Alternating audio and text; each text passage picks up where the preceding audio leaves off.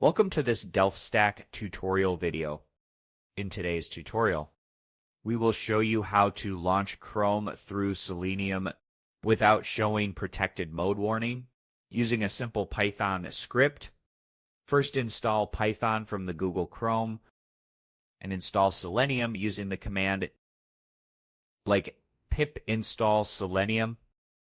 Next, download a matching ChromeDriver version for the Chrome for Testing website based on our Chrome version and place it in correct folder.